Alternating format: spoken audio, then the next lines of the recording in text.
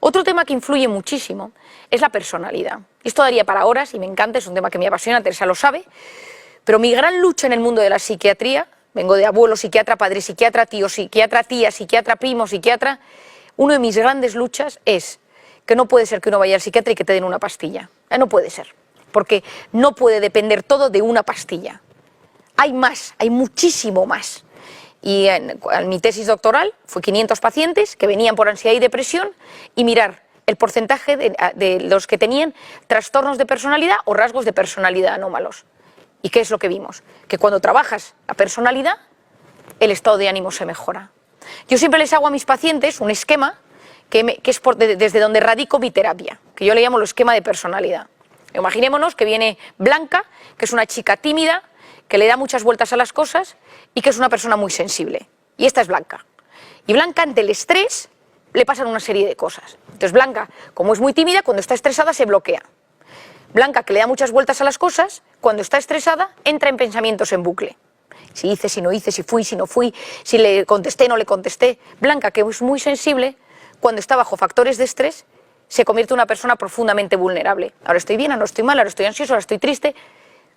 Y esta persona somatiza con ataques de ansiedad y con migrañas.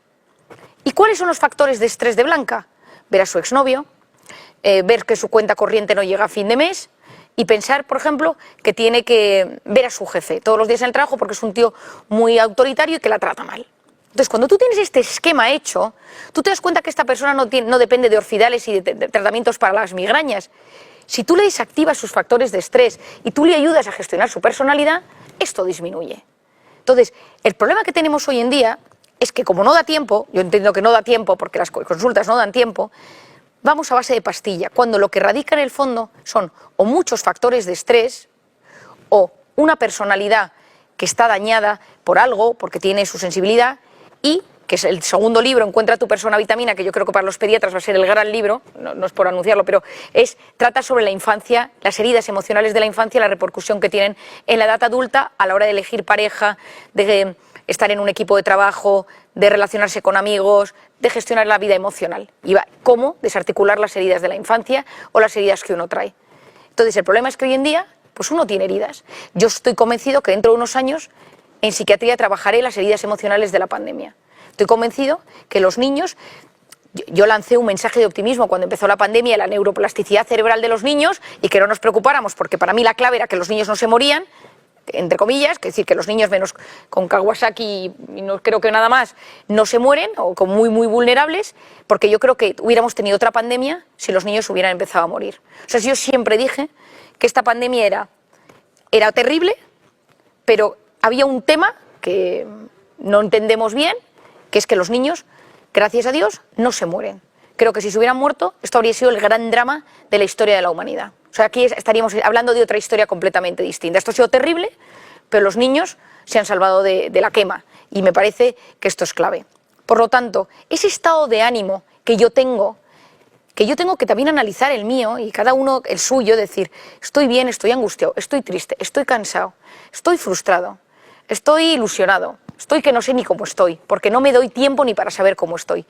Va a tener mucho que ver en cómo interpreto las cosas. Y esa interpretación de las cosas es básica en cómo me relaciono con los demás, en cómo trabajo, en cómo atiendo a mis pacientes.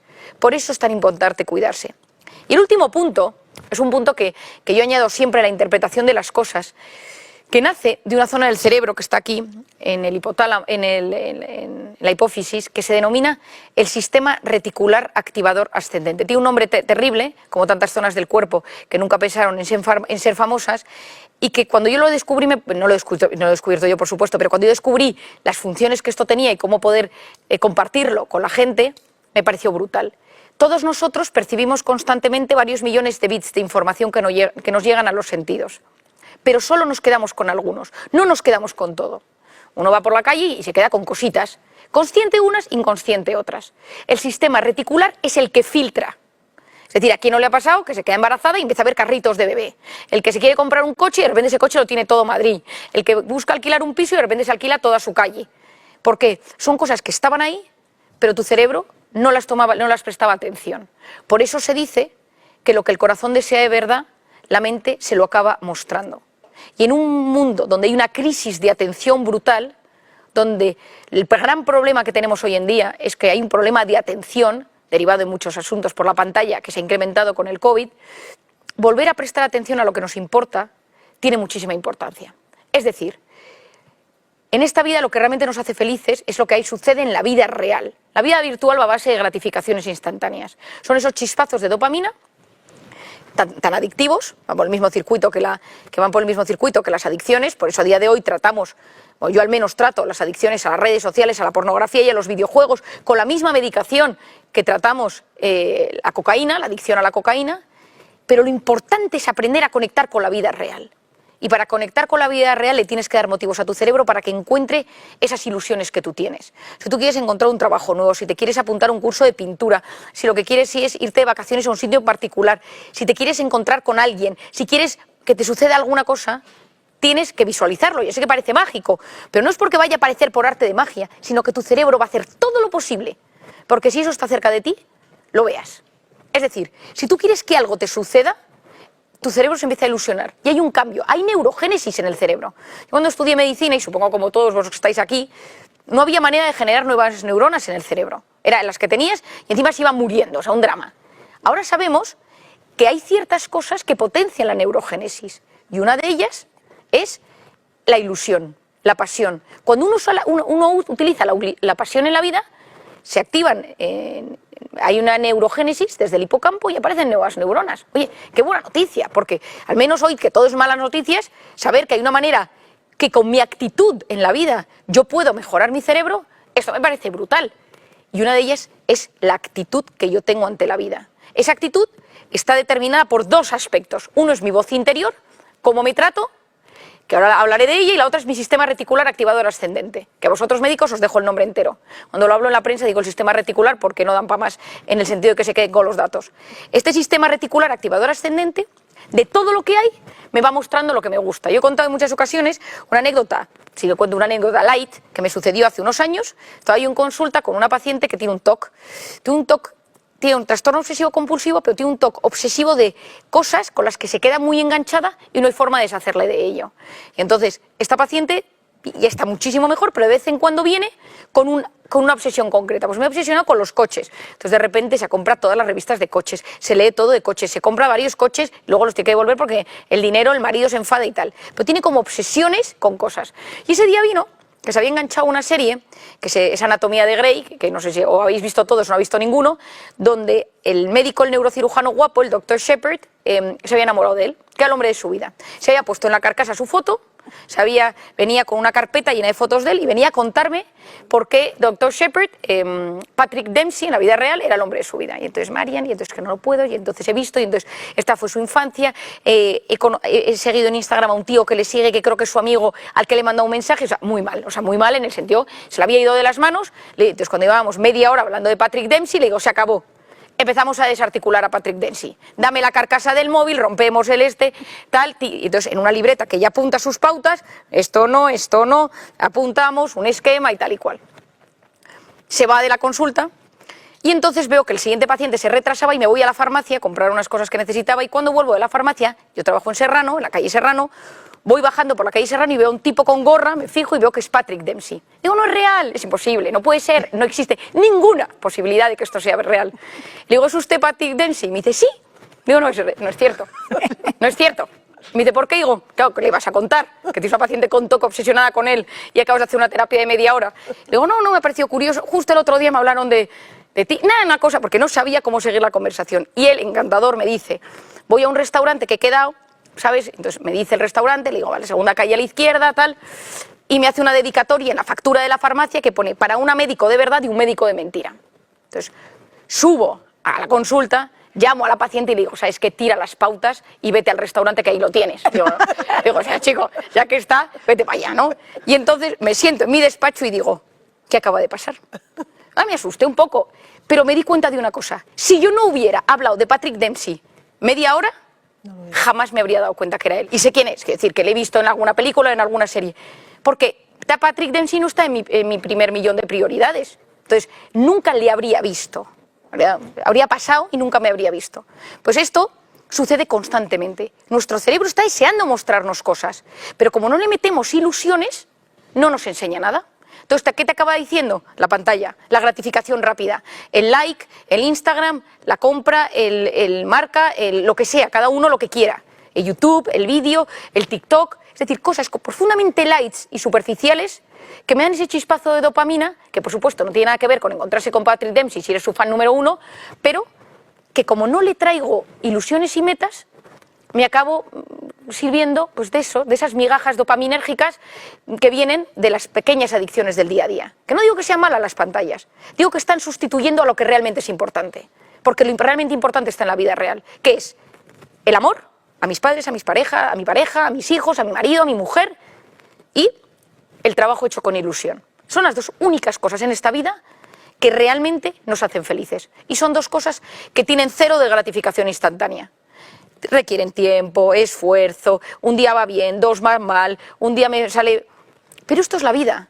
¿Qué estamos acostumbrando a nuestro cerebro, al de nuestros niños y al de nuestros pacientes? A la gratificación instantánea. Quiero algo y lo tengo. Yo quiero ahora mismo tener algo en mi vida y lo consigo. ¿Y qué sucede? Que las redes sociales fueron diseñadas para ser adictivas, reconocidos por los grandes magnates de la tecnología, y punto número 2, que las redes sociales fueron diseñadas para aliviar. La pantalla fue diseñada para aliviar. En un primer momento sí que fue diseñada para acercar las distancias, pero ahora no. Ahora lo que interesa es tener que mi cerebro se siente aliviado. Todos nosotros utilizamos el teléfono fuera del plano profesional, lo cogemos en nuestra mano en dos momentos, cuando estamos aburridos o cuando estamos estresados.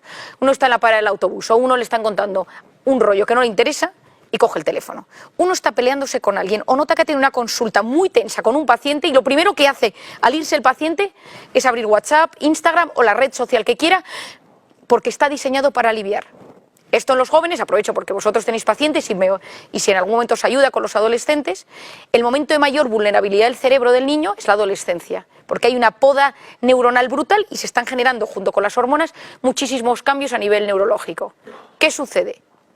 Si yo en ese momento no soy capaz de gestionar mi aburrimiento y mi estrés, hablo de los niños, lo que sucede es que es como si yo le pusiera un minibar al niño en su casa y que cada vez que estás estresado o aburrido, tómate un chupito.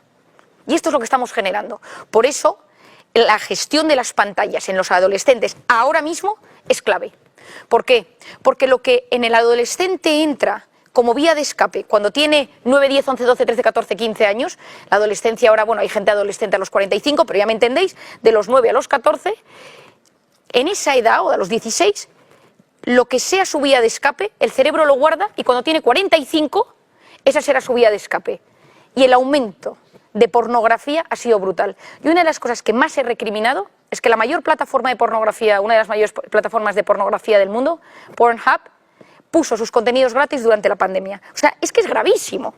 Pero dijeron, bueno, que la gente lo tenga gratis, pobrecitos que están confinados. Qué detalle por su parte, ¿no? Pero, es decir, para los jóvenes, que yo hablo con muchísimos jóvenes al día, supongo que como todos vosotros, la pornografía es profundamente adictiva. Y esto no es una charla sobre pornografía, lógicamente, pero el daño que le está haciendo a los jóvenes la pornografía, cuando no hay contacto social, cuando no sales por la noche, cuando no ves a tus amigos, cuando no tienes los típicos rollos que son mucho más sanos que esto, donde tú te ves a tu amigo y tal y cual, y todo es a través de la pantalla, aparte de que, lógicamente, el sexo ya no sabes lo que es, porque es lo que ves en la pantalla, que por supuesto no es la vida real.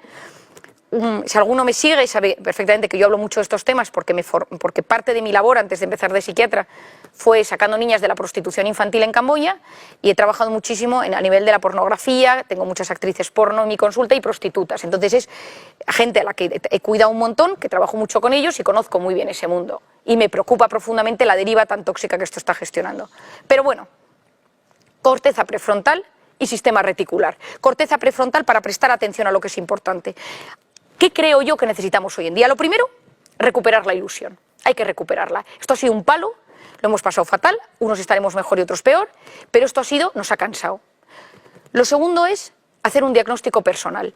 ¿Qué ha significado el COVID para mí? A nivel personal, profesional, sentimental, sanitario. ¿Qué ha significado para mí? Punto número 3. ¿Me veo con fuerzas para seguir? Porque para estar bien con alguien, sea mi pareja, sea mis padres, sea mis hijos, sean mis pacientes, sean mis compañeros de trabajo, lo más importante es estar bien con uno mismo. Yo digo que el 90% de las crisis de pareja provienen de una intoxicación de cortisol de uno de los dos.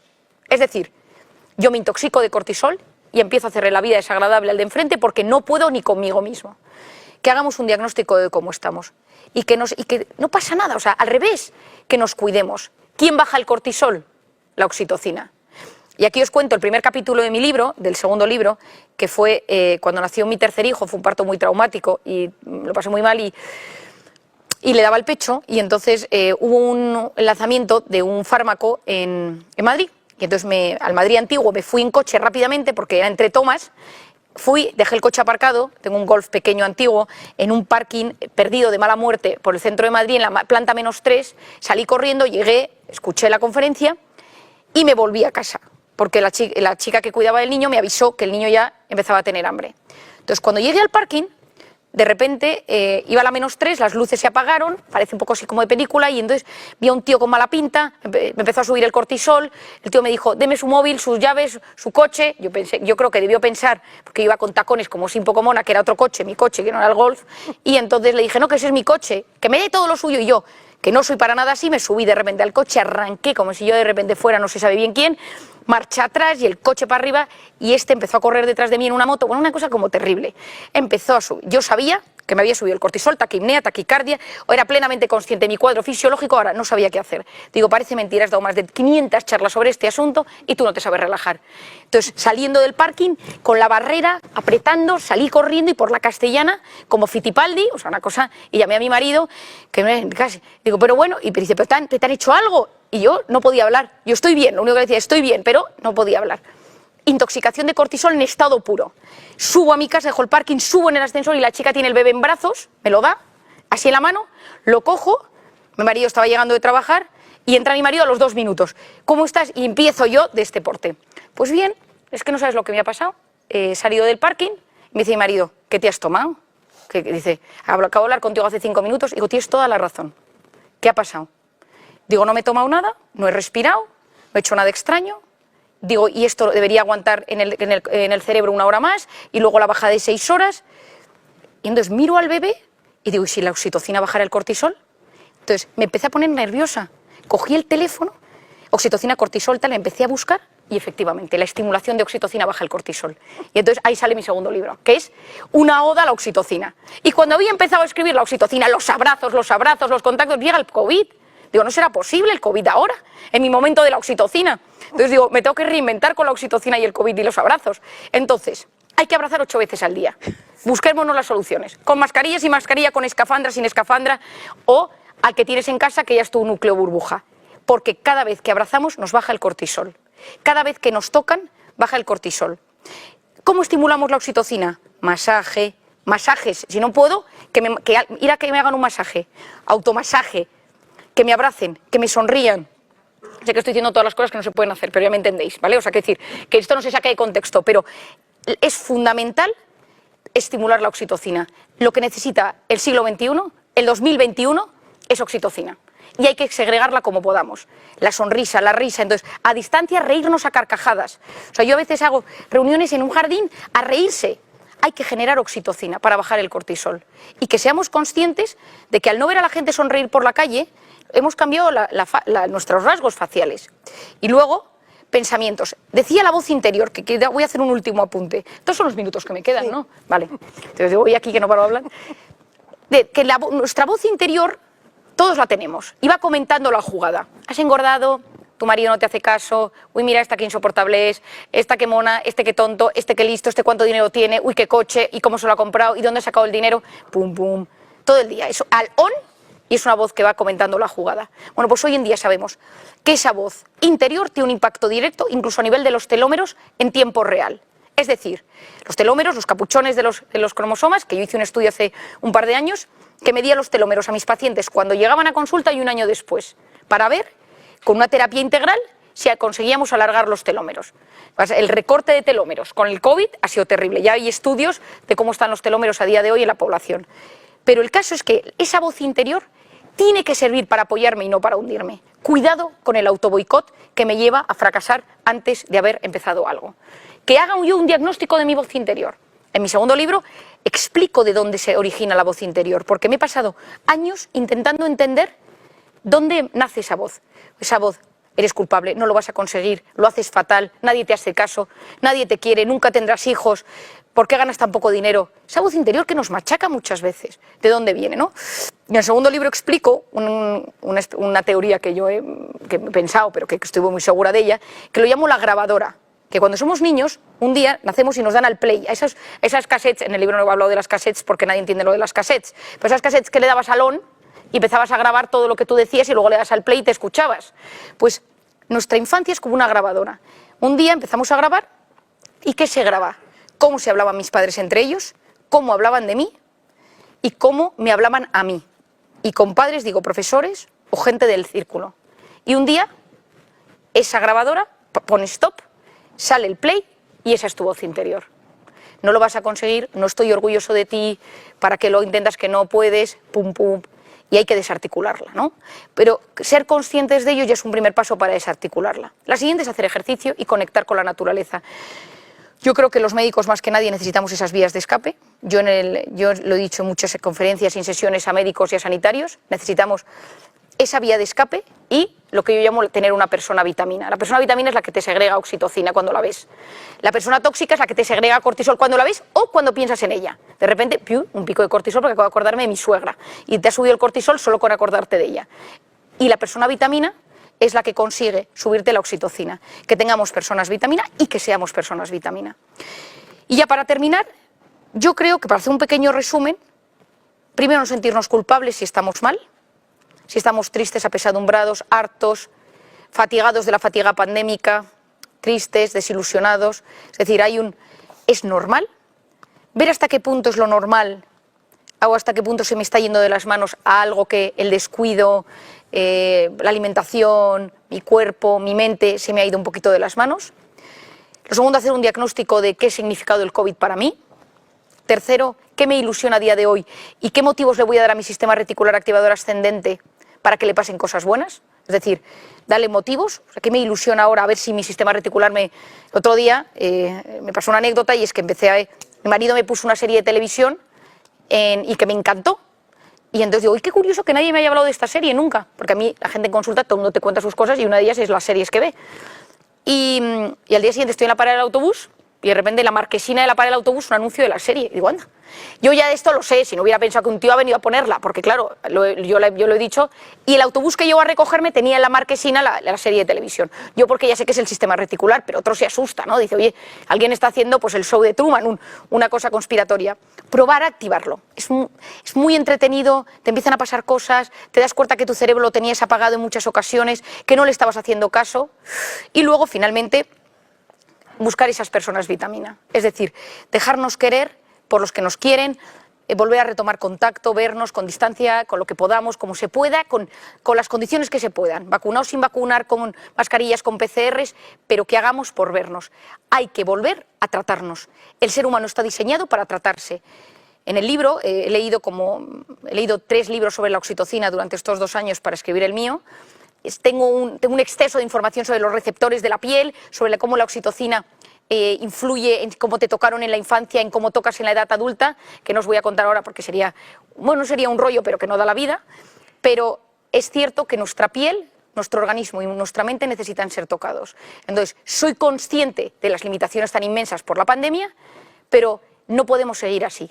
Entonces, tu núcleo burbuja, tu marido, tu mujer, tu hijo, yo al bebé que ha nacido le he desgastado, está desgastado ya de tanto abrazo, de tanto beso, de tanto tal, porque dije, bueno, pues por aquí, y una oxitocina, y estoy segura que en un futuro, si se puede medir cómo en la infancia te insuflaron de oxitocina, le sobra por un tubo, porque ha sido el motivo de todos de achucharle en mi casa, pero a quien podamos, 8 veces al día. Quedaros con el dato, Paul Zak, que es el máximo investigador de la oxitocina a nivel mundial, dice que 8. Lo ha dicho toda la vida, dice que 8 en la pandemia, lo que puedas. Y si es a la misma 8 veces, pues 8 veces. ¿Qué le vamos a hacer? Y termino con unas palabras. Cuando estemos solos, cuidemos nuestros pensamientos, porque ya sabemos que tiene un impacto directo en nuestra salud, física y psicológica. Cuando estemos con los demás, cuidemos nuestra lengua, porque como hablamos a los demás, les impacta en tiempo real en su salud. Cuando estemos frustrados, cuando estemos enojados, cuidemos nuestras emociones, porque automáticamente dan su repercusión en el organismo. Y en cambio, cuando todo nos vaya bien, que alguna vez esto ha sucedido y sucede, cuidemos nuestra vanidad. Muchas gracias.